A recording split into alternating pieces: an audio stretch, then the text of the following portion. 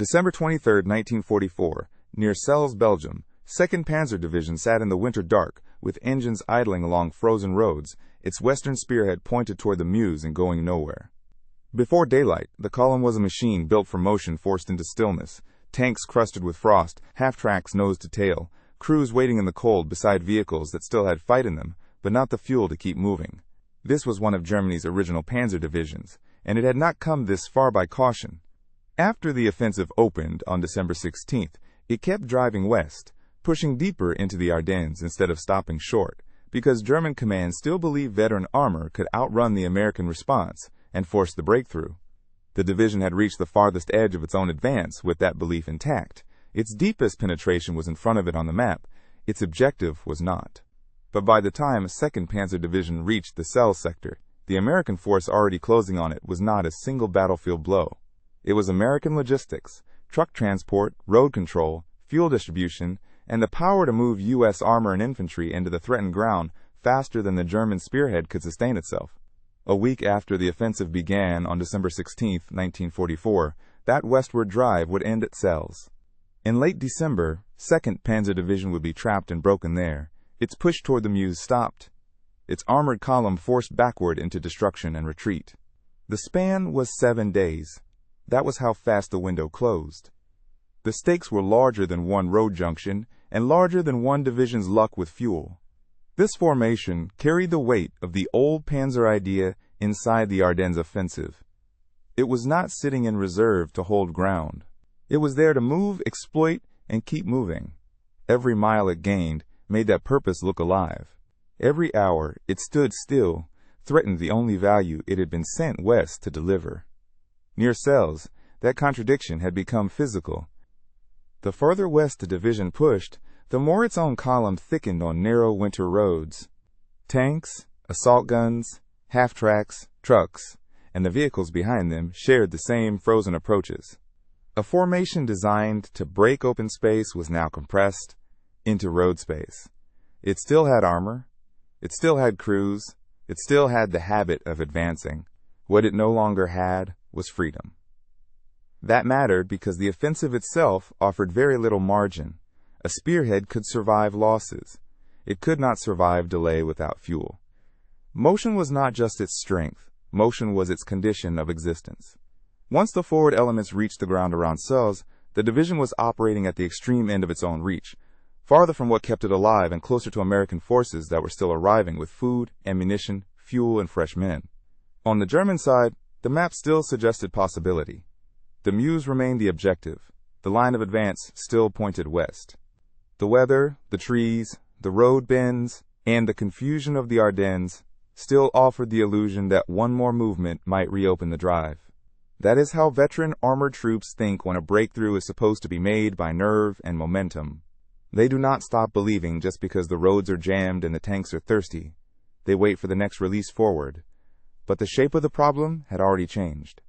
This was no longer simply a race between a German spearhead and an American reaction. It was a contest between one side that could keep feeding movement into the sector and one side that was beginning to consume itself merely by standing in place. That difference did not announce itself with a single explosion. It appeared in waiting time, in halted engines, in columns that could not clear themselves, in armored vehicles that remained dangerous but increasingly fixed to the roads beneath them. The division still looked like a spearhead because it had reached the far western edge of its drive. In reality, it was nearing the point where distance itself became a weapon against it. The offensive had begun on December 16th. By December 23rd, the same advance that had carried 2nd Panzer Division across the Ardennes had left it exposed at the limit of what it could support. Its crews could still look west and think in terms of continuation. The calendar answered them with 7 days. The road to the Meuse was still ahead of the division, and the division no longer controlled the terms on which it would move another mile. While that trap was closing, the German world around Celles was still trying to function, as if movement could be restored at any hour. The roads before daylight were black ribbons cut into frozen ground. Exhausts drifted low. Engines were started, stopped, and started again to preserve what little life remained in the machines. Men stood beside armored hulls and supply vehicles in the dark, listening for orders that might release the column west or pull it free to the east. Nothing about the scene fit the identity of a Panzer Division except the metal itself. The vehicles were there in strength, but they were packed into a winter road system that denied them the one thing they had been built to use: speed. A tank in open movement is a weapon with choices. A tank trapped in a jammed approach becomes a promise waiting to be broken. At Celles, the division still possessed experienced troops in armored force, yet every hour of immobility reduced the meaning of both. The pressure was not only mechanical, it was mental. The offensive had opened on December 16th, with the assumption that armored experience, once committed, could keep the Western drive alive long enough to reach decisive ground. By December 23rd, that faith had not vanished inside the division. It had simply been forced to live beside signs that could not be ignored. Vehicles halted where they should have been passing through, crews waiting for fuel instead of preparing for exploitation, and a spearhead that had achieved distance without securing the means to survive at that distance. Even then, the German side had reasons to keep acting as if recovery was still possible. Veteran formations do not abandon their role in a single morning. They preserve roads, guard vehicles, sort columns, and hold positions, because the next order may still demand a surge forward. In the cold around Celles, that habit kept the division outwardly intact. It also kept more of it fixed in place. The roads that had carried the advance now held it in a shape the enemy could read. That was the cruelest turn in the scene. The farther west 2nd Panzer Division had gone, the more impressive the penetration looked on a map. On the ground, the same success concentrated men and machines into a shrinking space, with too little fuel and too little room to maneuver. The division was nearest the Meuse that it would ever be. It was also nearest the point where armored experience stopped mattering unless movement could be fed back into the column. On the German side, the posture remained disciplined. The division waited, held, and tried to preserve its spearhead. The facts around it were harder than posture. The offensive had been underway for 7 days, and the deepest German penetration in the Ardennes now rested on roads where motion could not be taken for granted. The men in the column could still treat the halt as temporary. December 23, 1944, did not. That habit had a history behind it. October 1935, Würzburg. The 2nd Panzer Division entered the German order of battle as one of the Army's first armored divisions, built for movement from the start. Its name gathered weight in Poland in 1939, in France in 1940, in the Balkans in 1941, and then on the Eastern Front, where German armored experience was measured in distance, speed, and the ability to keep a column coherent under pressure. By 1944, it had already passed through Normandy, been battered there, and rebuilt for the West. What returned was not the clean instrument of the early war. It was an old divisional frame carrying veterans, replacements, and the prestige of campaigns won under very different conditions. That prestige still mattered in December 1944. German command did not send 2nd Panzer Division into the Ardennes to sit on a ridge or hold a village line.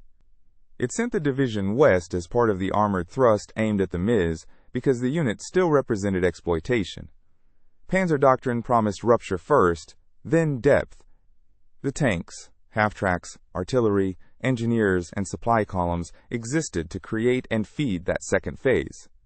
A division like this was supposed to pass through confusion, not become part of it. Its record had taught the same lesson for years. In 1939 and 1940, concentrated armor, radio control, and disciplined road movement had turned narrow openings into broad advances. In 1941 and on the Eastern Front, the division learned the harder side of the method, preserving momentum over long distances, keeping marching columns ordered, and protecting fuel and ammunition well enough to keep the spearhead alive. That was the method German officers trusted in the Ardennes.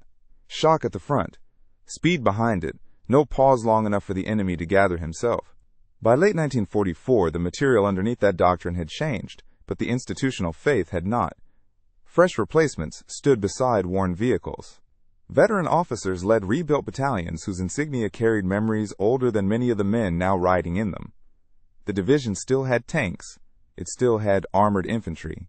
It still had the internal reflex of movement, the assumption that a traffic jam, a blown bridge, or a stubborn defense was a temporary interruption to be cleared by will, road discipline, and fuel brought up in time. That was why the division's name still carried force inside the German army. It was not famous for holding. It was famous for getting through. The old Panzer legend lived inside formations like this one, not as romance, but as an operational expectation. If a breach appeared, 2nd Panzer Division was expected to widen it. If open country lay beyond, it was expected to run. Even after Normandy, even after rebuilding, even in December 1944, the division's value remained tied to a single belief that had survived every front it had crossed. Motion made the division more than its table of equipment. Motion turned command experience into advantage, turned trained crews into a spearhead, turned a road column into a threat larger than its actual strength. Strip that away, and the reputation remained, but the function did not. German officers around the division could still speak as men who had seen armored forces recover from delay before. They had done it in other campaigns, in other years, over and over. An officer looking over a rebuilt column in the Ardennes could still say that a Panzer Division existed to move and would move again. He could say it because the formation had been proving that claim since 1935. Then the Winter Campaign asked it to prove the claim one more time, with 29 years of reputation behind the badge. December 18, 1944, west of the Orthe. The offensive was still young enough to flatter every German assumption behind it. 2nd Panzer Division was advancing, not waiting. The roads were difficult, the Ardennes terrain was narrow, and the march columns were stretched. But the division was still doing the one thing it had been rebuilt to do. It was moving west in contact with an enemy line that had not yet turned distance into denial. For the men inside the formation, that was proof. The old method still produced results. Thin resistance could still be pierced. Confusion at the front could still be widened before American strength settled into place. Every kilometer gained on December 18th reinforced the same reading. The division had not been committed in vain. Veteran cadres could still carry rebuilt units forward. Panzer doctrine still looked alive when judged from the turret and the road march, where progress itself became evidence. The command logic tightened with every successful push. If the division was still advancing on December 18th, then the answer could not be caution. It had to be continuation. A spearhead that halted too early wasted the very advantage it existed to exploit. German officers had been trained to fear delay more than danger, because a Panzer Division lost value the moment it surrendered initiative. So the movement west confirmed more than terrain gained. It confirmed a habit of thought that had survived every previous campaign. The material signs looked manageable from inside that belief. A road clogged for an hour was a nuisance. A delayed fuel truck was a scheduling problem. A longer column was the price of deeper penetration. The Americans were present but not yet read as a single system pressing inward. They appeared in fragments, at crossings, in artillery fire, and the need to force a route open and keep it open. None of that invalidated the doctrine on December 18th. It seemed to validate it. And there was more than pride in that reading. The farther 2nd Panzer Division went, the more it justified the German decision to aim armored force toward the Meuse. A division built for exploitation had been given an exploitation mission and was still fulfilling it. That fact mattered inside German command culture. It meant the division's experience, its rebuilt structure, and its place in the offensive still aligned. The old machine was scarred, but the old answer still appeared to work. Yet the cost of that proof was already accumulating behind the forward tanks. More vehicles on the same roads, more distance between the lead elements and the resources following them, more demand placed on every truck, every jerry can, every halted queue waiting to move. None of that looked decisive on December 18th, because the spearhead was still advancing. Momentum hid the arithmetic that supported momentum. So the division read success as self-confirmation. It had pressed west, and pressing west seemed to justify more of the same. A German officer could look at the map, look at the march tables, and tell himself the hard part had been passed. The line had been broken. The division was through. Keep the roads working, keep the armor supplied, keep the lead moving. That confidence was still intact, because the evidence in front of him supported it. He did not yet need a new explanation. He could still use the old one, and on that day he had miles to point to. December 22, 1944, near Celles. The contradiction was no longer hidden by movement. The division had advanced west, and the ground gained was real, but the numbers attached to that gain stopped agreeing with one another. More distance had been covered than the fuel system could comfortably carry. The farther the spearhead reached, the less freedom it had when it got there. A Panzer Division had done the tactical part, and lost the margin that made tactics usable. That was the first hard failure in the arithmetic. The map showed the nearest approach to the Meuse the division would achieve. The road net showed halted vehicles, detached elements, and crews trying to keep only the most necessary machines ready to move. Penetration and mobility should have reinforced each other. Here they had separated. The division was farther west than before and less able to act on that fact. December 18, 1944, German command still treated the advance as open. Orders kept the division driving west because the offensive still seemed to reward speed. That decision preserved the spearhead role, but it also lengthened the road burden behind it. More of the division was committed forward. More of its support had to follow into the same constricted approaches. The concrete result was extension, not consolidation, and every added mile demanded more from the fuel stocks than the road system could return. December 22, 1944, in the Celles sector, the reaction had changed from confidence to adjustment. The division was now trying to preserve mobility with dwindling fuel, not simply exploit success. Vehicles were pulled off narrow roads to clear passage for those still expected to move. Crews scavenged what they could from the column itself. Commanders were no longer asking only how far west they could go. They were deciding which machines would receive what remained. That was a different kind of order, and it produced a countable consequence. Mobility was being rationed inside a formation designed to spend it freely.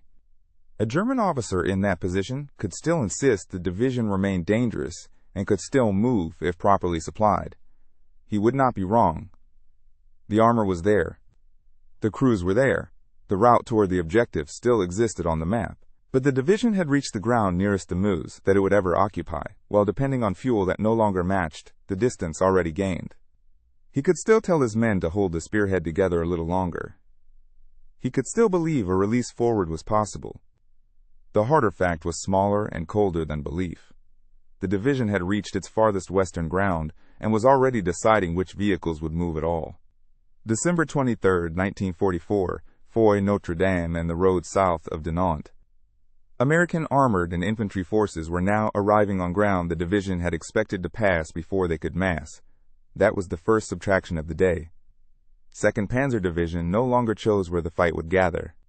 It had reached westward as a spearhead, but the road net ahead of Celles was being sealed by Americans who still had fuel, ammunition, and fresh formations on the move.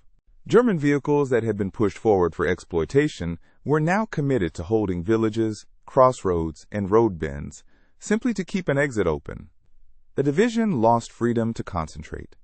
Tanks and assault guns that should have been grouped were split into local packets along a shrinking perimeter. At Celles, Foy Notre Dame, and the neighboring roads, armor was parceled out to protect routes rather than drive them.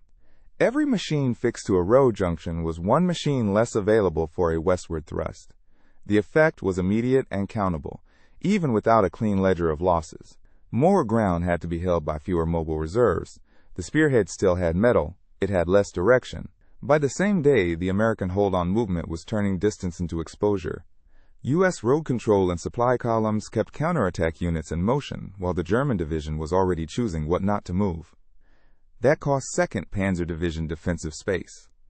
A formation that had pushed west now had to think in terms of routes back east. The villages around the salient were no longer stepping stones. They were walls. Once American pressure thickened on the shoulders of the penetration, the German roadmap stopped offering alternatives and began offering only degrees of confinement. December 24, 1944, the ring tightened around Celles itself. The division was not merely short of fuel. It was being forced to spend its remaining mobility under fire and in reverse. Withdrawal attempts by elements of the division had to pass through roads already clogged with damaged vehicles, supply trucks, and fighting traffic moving in opposite directions. That took away clean extraction. A Panzer Division can survive a setback if it can disengage in order. Here, order itself became a fuel expense. The farther west detachments had gone, the harder it became to pull them out together. That same day brought the next subtraction. The division lost experienced men faster than it could preserve their machines. Crews stayed with disabled tanks and half-tracks longer than the tactical situation allowed, because a vehicle without fuel could still become a strong point, a cover position, or a delayed hope of recovery. When the American attack pressed in, Those crews were then exposed in place. The cost was not only wrecked armor, it was trained tank men and armored infantry being consumed in fragments around immobilized equipment instead of withdrawn as a coherent force. As the pocket compressed, command reach began to fail. Orders inside 2nd Panzer Division were now competing with blocked roads, broken communications, and formations that had lost physical contact with one another. Units that had advanced as parts of a division were reacting as local groups. A command can issue a withdrawal. It cannot force stalled columns to obey at the same speed. That was another capacity gone. The division lost the ability to move a decision down the line and have the whole spearhead act on it at once. The procedural signs were plain. Routes were changed. Positions were given up in pieces. Machines that could not be fueled were left. Wounded men had to be carried east in the same traffic that still tried to save guns and tanks. The arithmetic on the German side had turned from ambition to triage. Which road could still be used? Which vehicle still had range? Which rearward village was not yet cut? Those are not the calculations of an attacking formation. They are the paperwork of entrapment. By the end of the fighting around Celles, the division had lost more than territory. It had lost the pace at which a rebuilt armored formation could restore itself while still in action. Once tanks were abandoned for lack of fuel, they did not return to the column that week. Once crews were scattered into breakout groups, they did not instantly become divisional strength again. Once a road was cut, the machine behind the order stopped at the obstacle. The pocket was becoming a permanent reduction in combat power, not a temporary halt. Panzer troops around the salient could still frame the situation in soldierly terms. We must get out what we can. Then the number answered. December 24th. Behind that date stood the American transport system that had kept closing routes while his own division was already living from the last fuel in its tanks.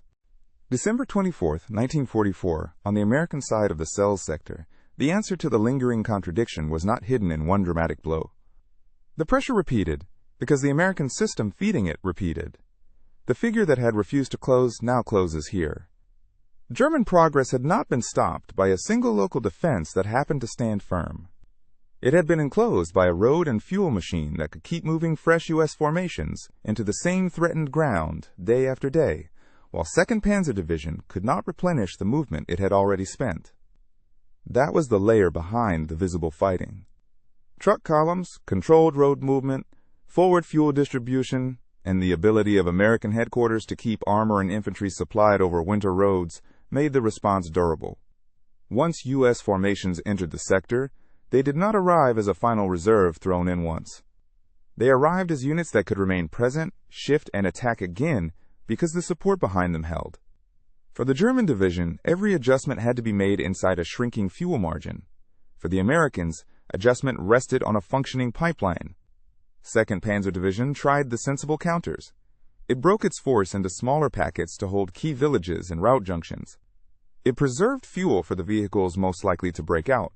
It pulled some machines off the roads to clear movement for others. It treated local strongpoints as temporary anchors, from which mobility might be restored. Each step acknowledged the same fact without surrendering to it.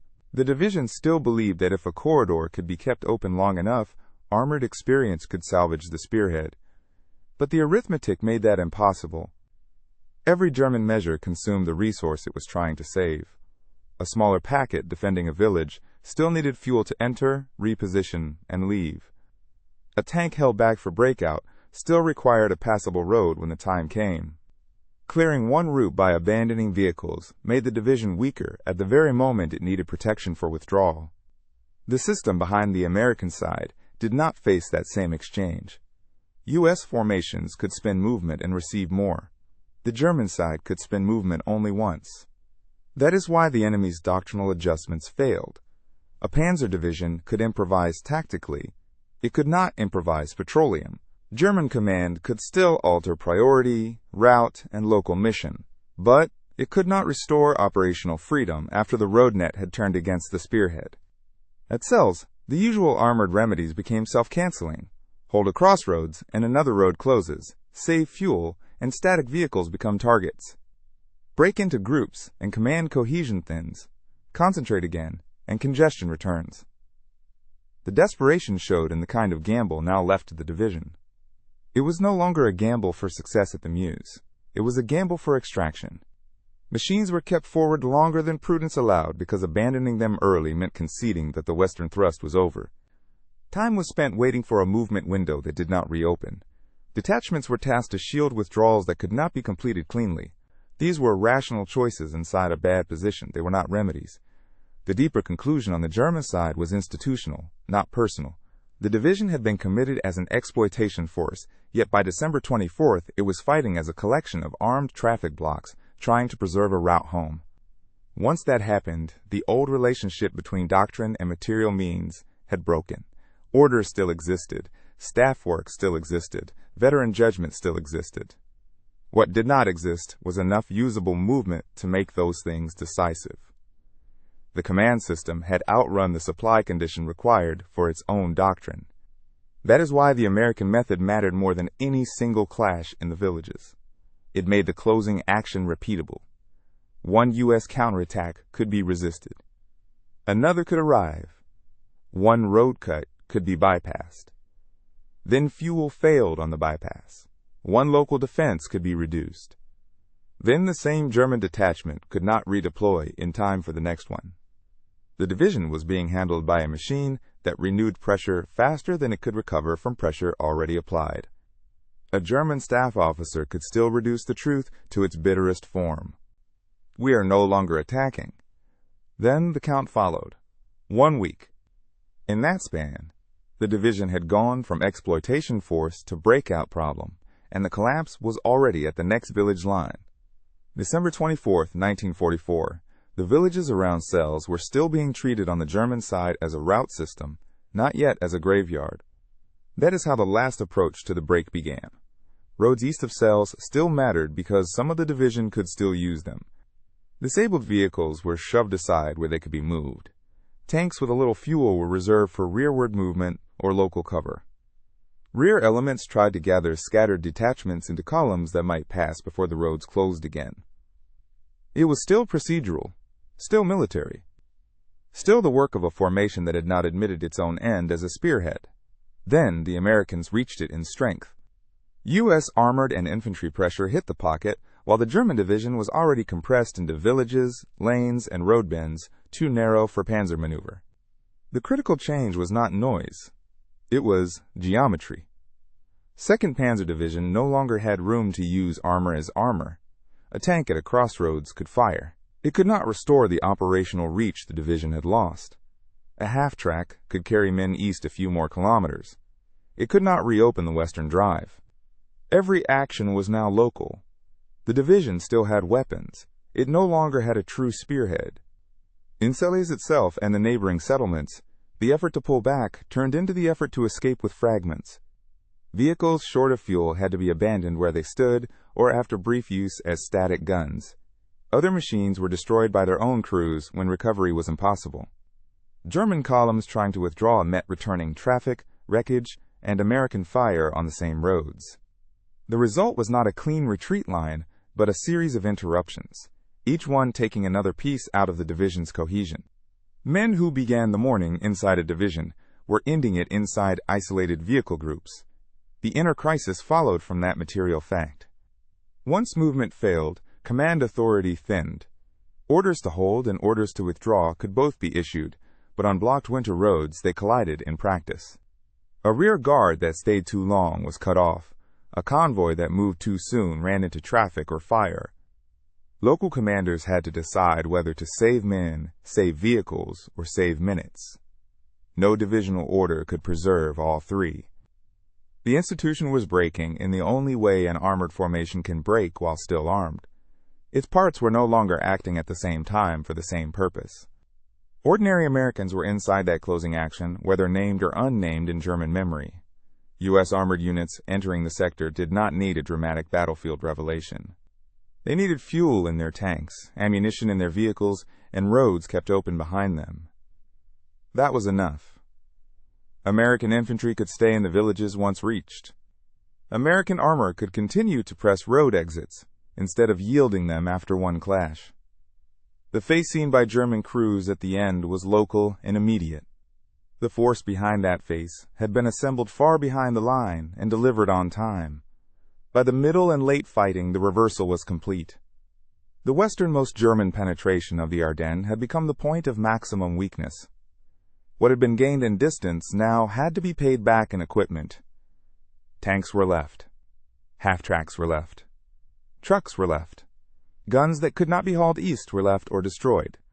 Surviving elements of 2nd Panzer Division withdrew east in reduced condition, because that was all that remained possible. The drive toward the Meuse was over before the road columns had fully cleared the wreckage of their own advance. The numbers make the break plain. One division committed to exploitation. 1 week from the opening of the offensive to the crisis it sells. The farthest west any German unit reached in the Ardennes. December 24th, for the collapse of the pocket. Westward movement ended. Eastward withdrawal began. Heavy losses in tanks, vehicles, and cohesion. No restored momentum. No second drive. Only remnants moving back the way they had come. For the men inside the division, that was the real destruction. Not every crewman died. Not every vehicle burned where it halted. But the formation